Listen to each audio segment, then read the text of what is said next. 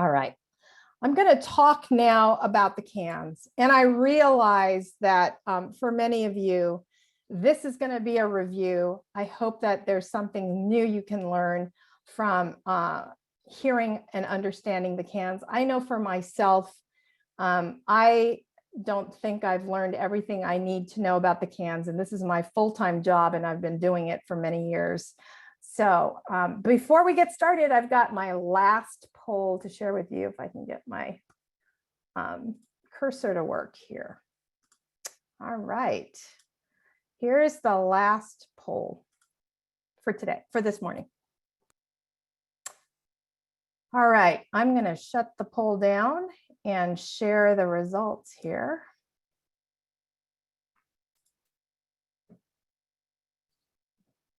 All right, so most people didn't have the cans explained to them or shared with them, and that might be because they didn't go through an assessment process. I know that sometimes it's a struggle to get the cans from your providers. Again, not sure why, because the cans is basically your story. It's yours. They should share it with you. It seems like one person had a good experience with this, and some people had an okay experience with that. Ruth, I'm wondering if there's some comments. I'm seeing the chat might have. Sorry. Okay. Yes. Go for it. Well, and this is something that I thought of yesterday, and should cue people up for this. It's a little challenging how to figure out how to answer when you've had multiple cans experience in your family with different children, and they were different types of experience. So some people are struggling a little bit with that. Okay. We have a comment. My child's assessment was done in January, wasn't available to me until April. Wow. Was not explained or shared with me or his case manager. We are still without services. Super frustrating.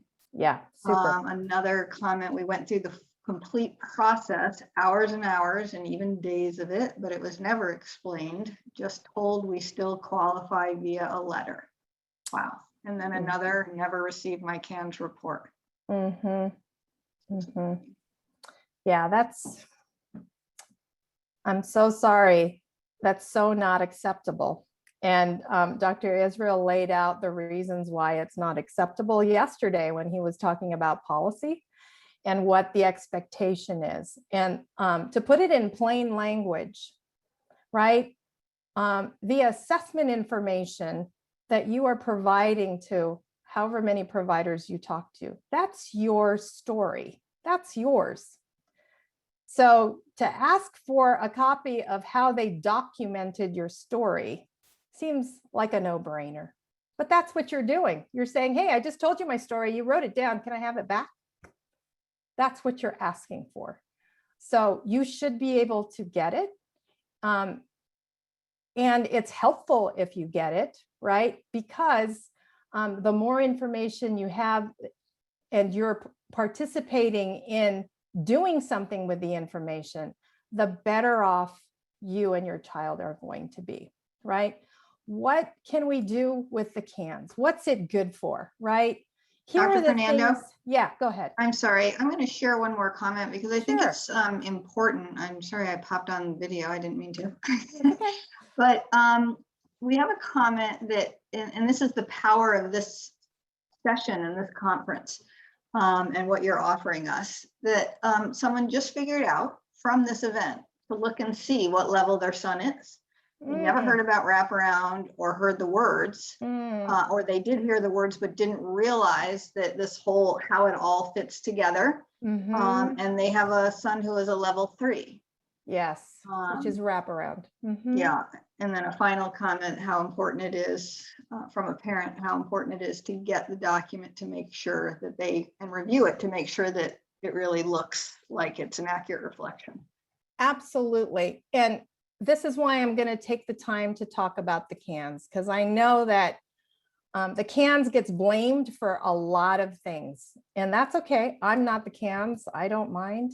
But I think maybe we need to help you understand how The cans shouldn't be done to you, right? The cans is something you participate in so that your story can be told as clearly as possible, right? Here are the things that the cans is good for. It can help us understand eligibility for specific services and supports. That's the level of care. I'm going to talk to you about how the level of care is determined a little bit later. The CANS helps organize information from a variety of sources, right? That helps us identify priorities for treatment. It ensures family participation. If the CANS is being done in the way that it was intended, family participation is a central piece to the CANS. And I don't mean families being tortured with questions. Okay, I'll talk more about what this might look like. The CANS is supposed to help maintain coordination between providers, right? I know that some of you participate in a committee called One CANS, One Child, okay? There's supposed to be one coordinated CANS for every child in the state of Idaho, regardless of how many services they're engaged in at any one time. And it's critical, and I'm going to talk about why that's critical. And it's supposed to identify ways that you have met your goals to help you celebrate successes, which we do not do enough as mental health providers, right? So how does the CANS do this? Well, let's start by, at the beginning, just reminding us all what the CANS is. Okay, the CANS is not the discovery process. I'll say that again. It's not the discovery process. If someone takes the CANS, goes down the list of items and starts asking you questions, they're not doing it correctly.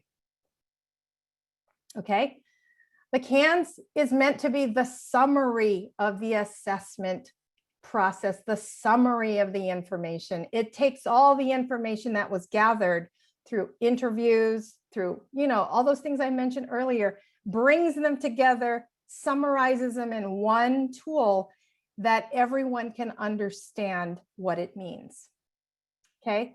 One of the core aspects of the CANS is it's meant to be a communication. It's meant to be a language and help with communication. Okay. So we want assessors to introduce the CANS to all of you, tell you what it is, tell you how it works, talk about the action levels so that we can communicate together in a common language. Okay, it brings together information from all aspects of the assessment and organizes them in the items of the CANS and in the domains or in groups of items.